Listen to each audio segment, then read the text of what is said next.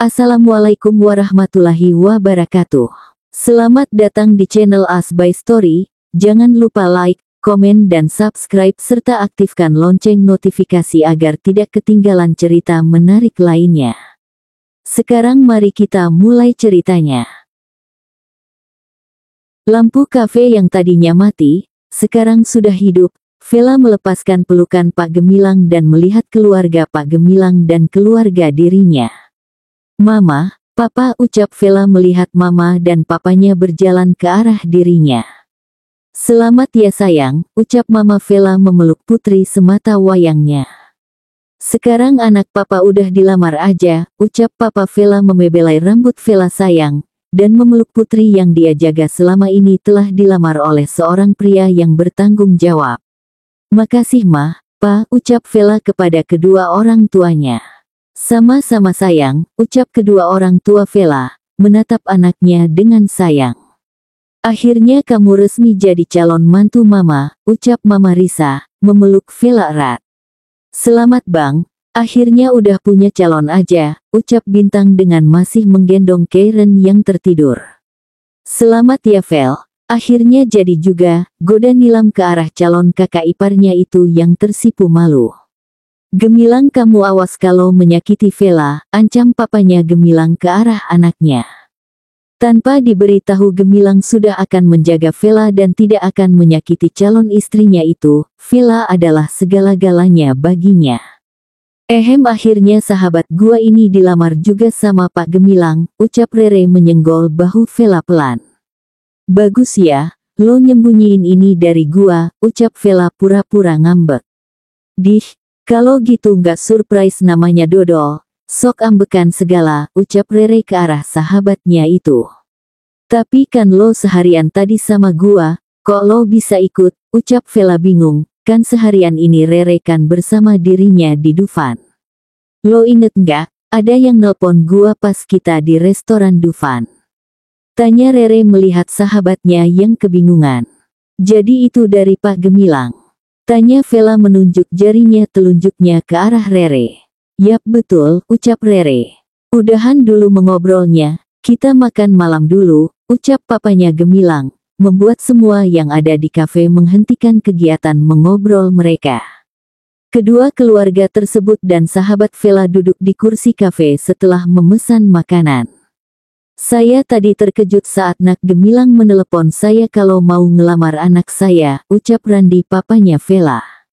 Saya juga terkejut kok Pak, tiba-tiba anak saya juga bilang mau ngelamar Vela malam ini, timpal Revo, papanya Gemilang. Akhirnya kita besanan juga Jeng, ucap Risa ke arah calon besannya itu. Alhamdulillah Jeng, ucap Mila kepada calon besannya itu. Setelah pesanan mereka sampai, kedua keluarga itu beserta Rere memakan makanan mereka dalam diam. Setelah selesai makan papanya Pak Gemilang membuka suara memecahkan keheningan. Jadi lamaran resmi ke rumah Velanya kapan ya? Tanya Revo ke arah keluarga Vela. Gimana minggu depan, usul Randi kepada seluruh keluarga. Baiklah, minggu depan saya dan sekeluarga akan ke rumahnya Vela, final Revo tersenyum kedua orang tua Vela. Setelah membicarakan tentang lamaran, Bintang dan Nilam pamit pulang karena Karen terlihat sangat rewel, mungkin efek mengantuk. Setelah kepergian Bintang dan Nilam, Rere juga berpamitan pulang karena sudah ditelepon oleh orang tuanya.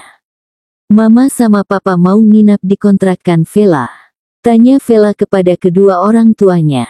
Iya Jeng, nginap aja di kontrakan Vela. Kalau tidak di rumah saya, ujar Risa ke arah calon besannya itu. Maunya sih begitu, tetapi saya ada kerjaan penting besok pagi, ucap Randi ke arah keluarga Gemilang. Ih masa balik ke Jogja malam ini sih Pa, cemberut Vela ke arah papanya.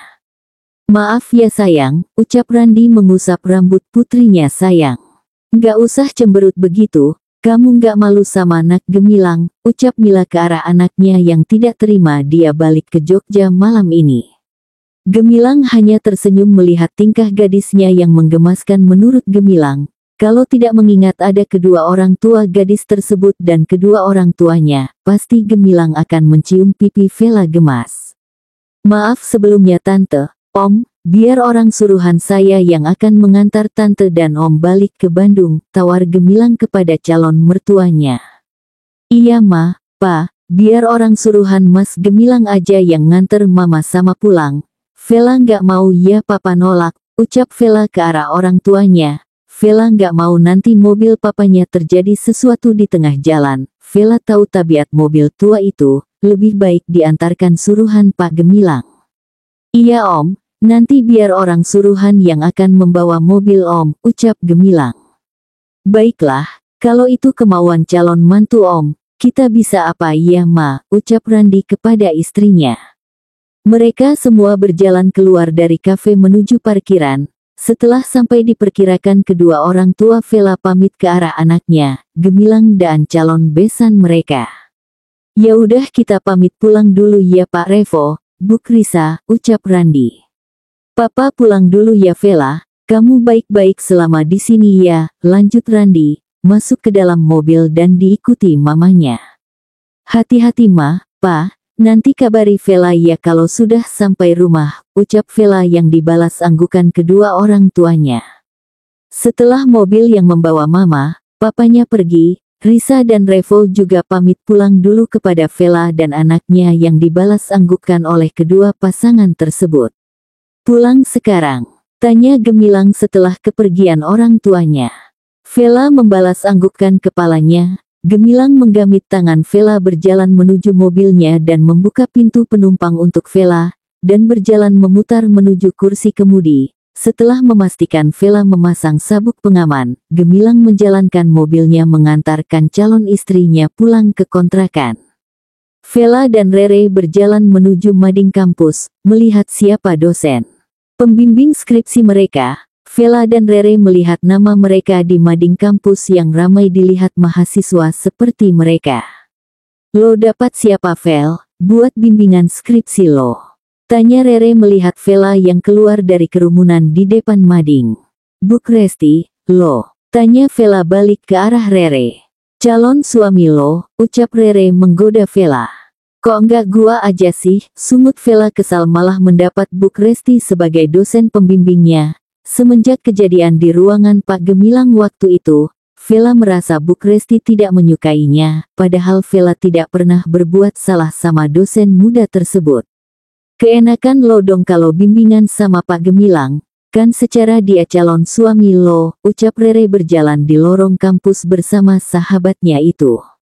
Enak aja lo, Pak Gemilang nggak mungkin gitu kali, ucap Vela, tidak membenarkan perkataan sahabatnya. Bela aja terus, ucap Rere. Iri bilang bos, ucap Vela, menjulurkan lidahnya ke arah Rere yang terlihat kesal. Sekarang kita mau kemana nih? Tanya Rere melihat jam tangannya yang menunjukkan pukul 1 siang. Kantin Kui, ucap Vela. Kui, ucap Rere berjalan menuju kantin berjalan beriringan dengan Vela. Mang Ujap, baksonya 2 mangkok ya sama es teh. Oke, ucap Vela kepada Mang Ujap dan berjalan menuju bangku kosong di depan Rere.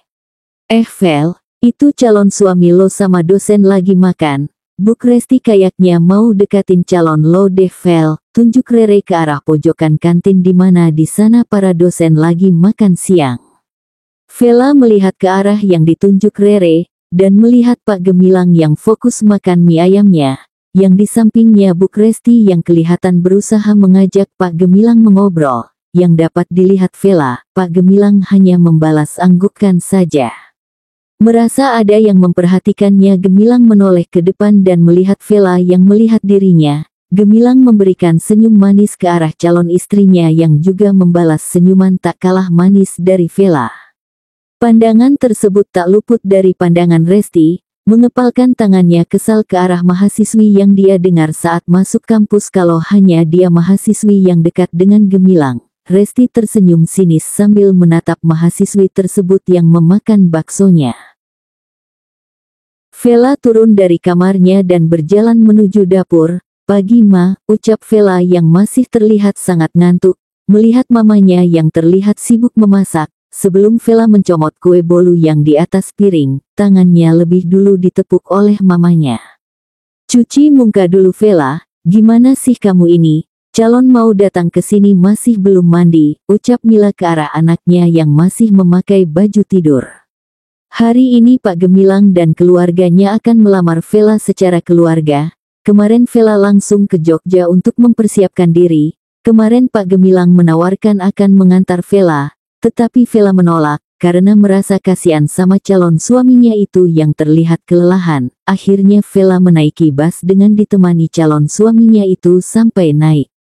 Ih kan Vela cuman mau nyicip doang ma, rengut Vela ke arah mamanya. Mandi dulu, nih kasih sama nenek kamu di kamarnya, ucap Mila memberikan nampan berisi teh hangat dan kue bolu. Vela menerima nampan tersebut dan berjalan ke arah kamar neneknya. Vela membuka kenop pintu dan melihat neneknya yang duduk di balkon kamar. Vela berjalan menghampiri neneknya dan meletakkan nampan tersebut di atas meja kecil. Ini Nek, minum dulu, ucap Vela ke arah neneknya. Makasih ya cucu nenek yang cantik, ucap Lina, neneknya Vela. Sama-sama nenekku yang keriput, ucap Vela menggoda neneknya. Kamu kenapa belum mandi gini? Tanya Lina, ke arah cucunya yang masih belum beres-beres. Kan Vela baru bangun, ucap Vela. Kamu siap-siap gih, ucap Lina. Aye Kapten, ucap Vela berjalan keluar kamar neneknya dan berjalan menuju kamarnya. Vela telah siap dengan memakai kebaya full payet warna peach miliknya. Dengan rambut disanggul model Messi middle side bun, Vela sangat terampil menyanggul rambutnya itu, yang terlihat sangat cocok baginya. Terdengar suara deru mesin mobil yang masuk ke dalam halaman rumah minimalis milik keluarganya. Vela berjalan ke arah kaca jendela dan menyibak gorden dan melihat keluarga Pak Gemilang yang telah keluar dari mobil disambut oleh mama dan papanya. Keluarga Gemilang telah sampai di kediaman Vela disambut oleh kedua orang tua gadisnya. Wah Kairen makin cantik saja, ucap Mila ke arah Kairen yang ada di dalam gendongan Bintang. Bilang makasih sama nenek, ucap Nilam ke arah anaknya.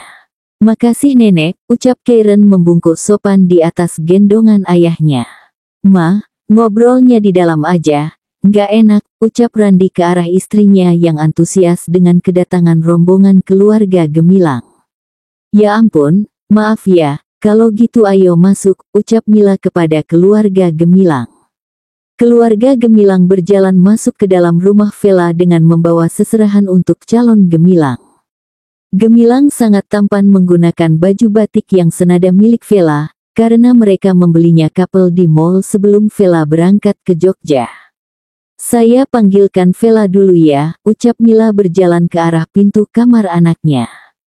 Ceklek, sayang cepat siap-siapnya, langsung ke ruang tamu ya, mama pergi dulu, ucap Mila ke arah anaknya yang masih berdandan. Vela berdiri di kaca kamarnya dan memakai lipstik warna pink di atas bibirnya, dan memoleskan kembali bedak tipis di wajahnya, dan melihat pantulan dirinya yang sudah terlihat perfect. Setelah itu Vela berjalan keluar kamarnya. Sebentar ya, Velanya lagi siap-siap, ucap Mila ke arah keluarga Gemilang. Nggak apa-apa kok Jeng, ucap Risa ke arah calon besannya itu. Diminum dulu tehnya, ucap Mila. Nah itu Velanya sudah keluar, ucap Mila melihat anaknya yang sudah keluar dari kamar. Gemilang terpesona melihat Vela memakai kebaya full payet dan rambut yang disanggulnya, yang terlihat sangat cocok untuk Vela. Nggak usah gitu juga kali liatnya bang, ucap Bintang melihat abangnya yang terpesona dengan calon kakak iparnya itu yang terlihat cantik. Sontak semua orang yang berada di ruang tamu termasuk nenek Vela tertawa melihat Gemilang. Vela menunduk malu dan berjalan menyalimi kedua orang tua Gemilang, serta Bintang dan Nilam. Vela mencium pipi Kairen gemes dengan anak perempuan yang duduk di samping Nilam. Bang Gemilang gak disalami nak, ucap Risa menggoda Vela yang tertunduk malu, dan berjalan menghampiri Gemilang dan mencium punggung tangan calon suaminya itu.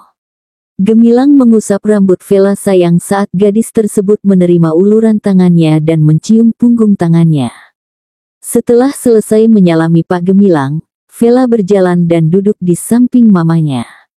Kita langsung buka aja lamarannya ya Pak, ucap Revo kepada Randi selaku kepala keluarga calon menantunya, yang dibalas anggukkan oleh Randi.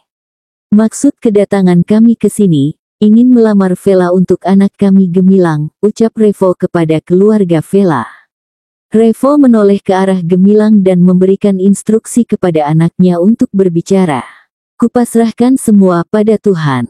Aku tetap bersamamu bukan karena aku takut meninggalkanmu. Bukan pula karena ego yang menginginkanmu.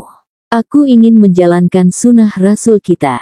Membayat cinta dengan semestinya, menuangkan rindu menjadi pahala. Bersamamu dalam ikatan suci. Ikatan yang diridhoi oleh Ilahi Robi.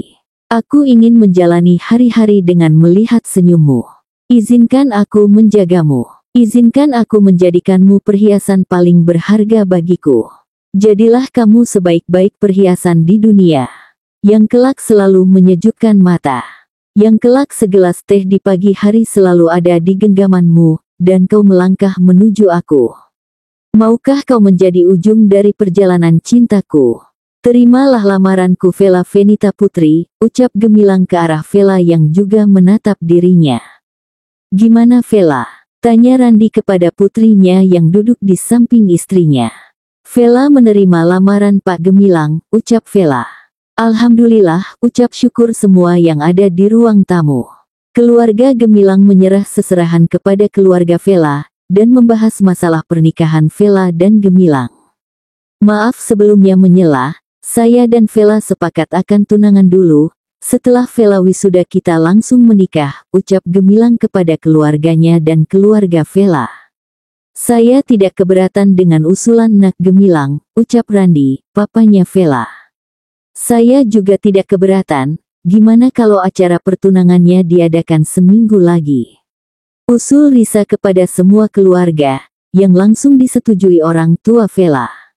Revo dan Randi hanya menggelengkan kepala mereka melihat istri-istri mereka sangat antusias membahas acara pertunangan Vela dan Gemilang, sedangkan Bintang dan Nilam hanya memberikan sedikit saran tentang pertunangan tersebut, sedangkan Vela dan Gemilang hanya saling tatap dan tidak memperdulikan kedua orang tua mereka yang terlihat tenggelam dengan percakapan pertunangan mereka. Setelah membahas semua tentang pertunangan Vela dan Gemilang, keluarga Gemilang pamit kepada keluarga Vela untuk balik ke Bandung. Jeng kami balik dulu ya, ucap Risa kepada Mila. Hati-hati ya, ucap Mila ke arah calon besannya itu yang masuk ke dalam mobil.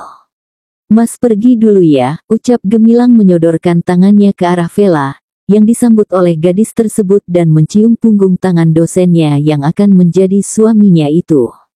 Tante, Karen pulang dulu ya, ucap Karen memeluk kaki Vela. Iya sayang, kamu hati-hati ya, ucap Vela mencium kedua pipi keponakan Pak Gemilang. Gemilang berjalan ke arah Vela dan mencium lembut kening Vela tanpa memperdulikan kedua orang tua Vela yang tersenyum melihat adegan tersebut. Bang udah kali mesra-mesranya, ucap Bintang di dalam mobil. Gemilang hanya menatap adiknya itu dengan datar dan pamit kepada kedua orang tua Vela. Gemilang menggendong ponakannya menuju mobil. Tin tin tin. Setelah kepergian keluarga Gemilang, kedua orang tua Vela berjalan masuk ke dalam rumah dan disusul Vela masuk ke dalam rumahnya dan berjalan menuju kamar untuk mengganti pakaiannya dengan pakaian santai, dan keluar dari kamar untuk membantu mamanya. Bersambung.